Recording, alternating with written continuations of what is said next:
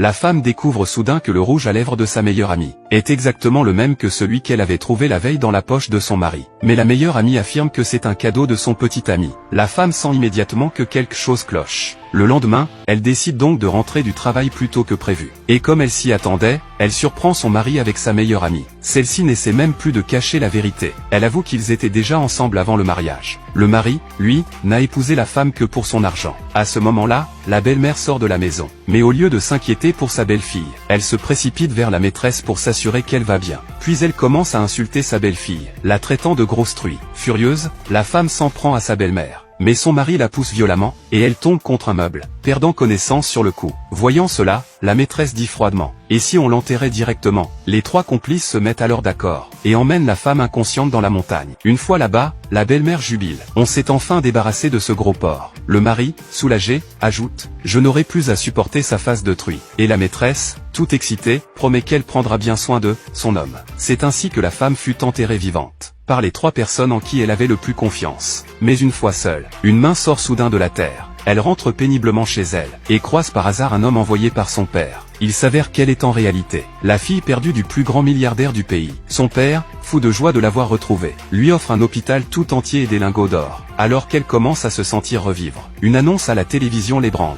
La mort tragique de l'épouse d'un entrepreneur fait la une. Elle dit à son père qu'elle ira à ses propres funérailles. Le lendemain, tous deux se rendent sur place et assistent à la scène. Le mari, la maîtresse et la belle-mère font semblant de pleurer. Une fois les invités partis, la belle-mère se plaint d'être épuisée à force de jouer la comédie. Furieux, le milliardaire est sur le point d'intervenir, mais sa fille l'arrête. Elle veut se venger intelligemment. Elle annonce alors qu'elle doit d'abord changer de visage pour mener à bien sa vengeance. Elle engage la meilleure équipe de chirurgie esthétique au monde. Son objectif, devenir parfaite de la tête aux pieds. 8 mois passent. Le jour où elle retire les bandages, les domestiques sont sous le choc. Elle est tout simplement magnifique.